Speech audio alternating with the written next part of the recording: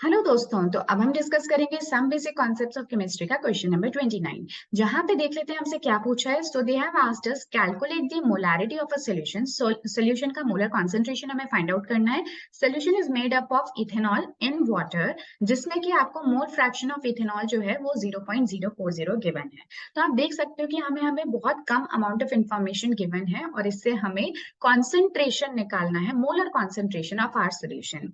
और इस स्क्रीन पे you can see I have very little space, तो मैं आपको एक दूसरी वाइट स्क्रीन पे लेके जाती हूँ जहां पे we will be discussing its solution.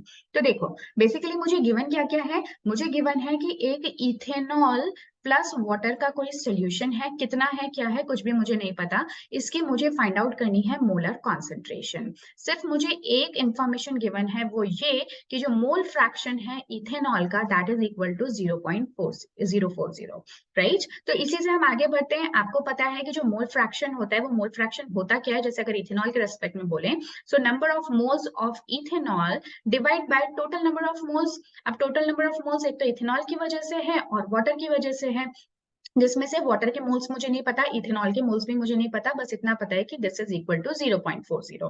अब मैं आपको एक चीज यहाँ पे क्लियर कर दूं कि जब भी मोल फ्रैक्शन की बात होती है ना, तो मोल फ्रैक्शन को इससे कोई फर्क नहीं पड़ता कि वो कितना अमाउंट ऑफ सोल्यूशन में बनाया जा रहा है। So mole fraction just says that कि कितना फ्रैक्शन है, कितना फ्रैक्शन ऑफ मोल्स प्रेजेंट है इथेनॉल का एंड वाटर का एक सोल्यूशन में। चाहे वो सोल्यूशन हमारा 1 लीटर का हो, चाहे वो 500 ml का हो, चाहे वो 250 ml का हो, कोई फर्क नहीं पड़ता। ठीक है, कितना भी आपका वॉल्यूम ऑफ सोल्यूशन हो, मोल फ्रैक्शन का मतलब है कि कितना फ्रैक्शन किसी एक कंपोनेंट का मोल है। ठीक है, तो ये इसका मतलब हुआ, राइट। अब आपने एक और चीज आपको पता होगी कि जैसे जो टोटल मोल्स है, like mole fraction of ethanol plus अगर मोल फ्रैक्शन ऑफ हम वाटर कर देते हैं, तो ये वैल्यू जो होती है 1 की इक्वल होती है। तो बेसिकली हमने इसलिए किया है कि अगर मुझे इनमें से किसी एक के मोल्स पता चल जाते हैं तो हम दूसरे के इजिली फाइंड आउट कर सकते हैं। मुझसे कहा क्या गया है कि मुझे मोलैरिटी फाइंड आउट करनी है। मोलैरिटी क्या होती है? Number of moles of solute divided by volume of solution that should be in litres. ठीक है, ये हमें पता होता है। अब यहाँ पे मेरा सॉल्यूट कौन है? सॉल्यूट है मेरा इथेनॉल और वॉल्यूम इन लीटर्स। ठीक है, अब मुझे मोलर कॉन्सेंट्रेशन तो फाइंड आउट करना है और मुझे वॉल्यूम की भी कोई इन्फॉर्मेशन नहीं है, बट मुझे मोल फ्रैक्शन पता है। अभी मैंने आपको बताया कि सोल्यूशन का कुछ भी वॉल्यूम में प्रेजेंट हो सकता है, मोल फ्रैक्शन पे उसका कोई फर्क नहीं पड़ेगा।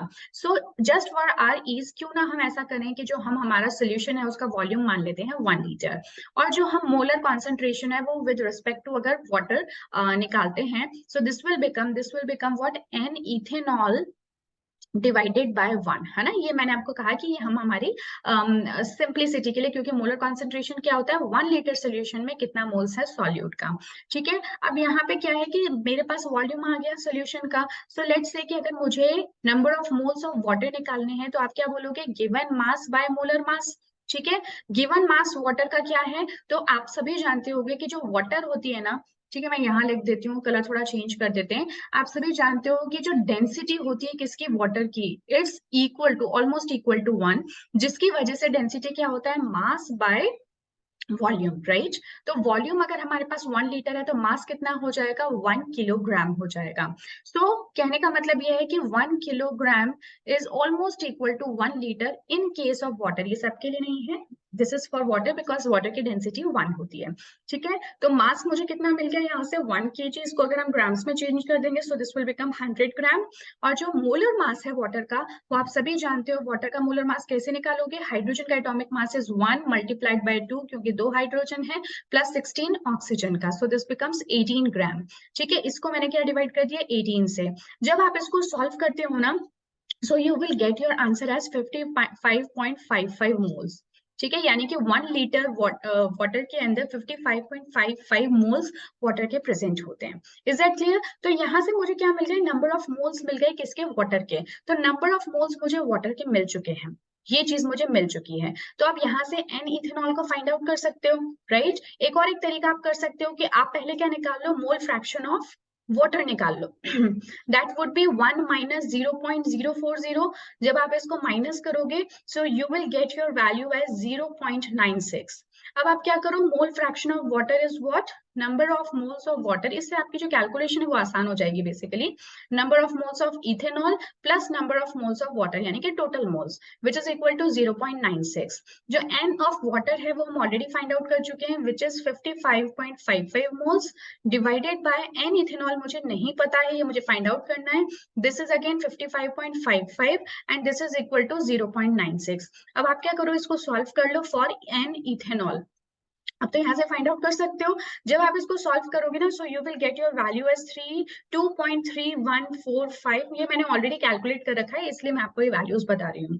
ठीक है, यहाँ से आपको क्या मिल गए, इथेनॉल के मोल्स मिल गए। अब बताओ मोलर कॉन्सेंट्रेशन फाइंड आउट करने के लिए मुझे यही तो चाहिए था। तो जो मोलैरिटी है सोल्यूशन की वो क्या हो जाएगी, 2.3145 moles of ethanol.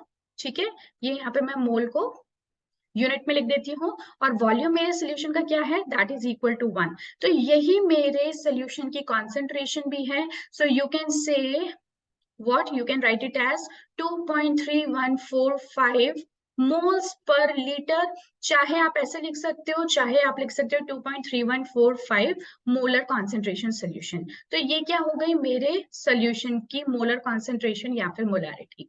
So I hope आपको ये जो है बहुत इजीली समझ में आ गया होगा, इतना कुछ इसमें डिफिकल्ट नहीं था, बट ये थोड़ा सा लेंदी था।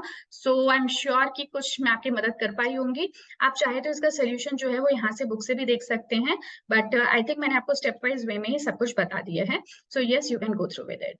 So yes, this was all. So this is the mole, यहाँ पे इन्होंने सिर्फ मोल्स तक निकाले हैं, बट आपसे एक्चुअली मोलर कॉन्सेंट्रेशन पूछी थी, तो आप यहाँ पे फर्दर आधा अधूरा सोल्यूशन है यहाँ पे, बट आप इसको फाइंड आउट कर सकते हो। This will be equal to 2.3145 molar concentration. Okay, so this was all for this video. Next video में मिलेंगे क्वेश्चन नंबर 30 के साथ में. Till then, take care. Goodbye.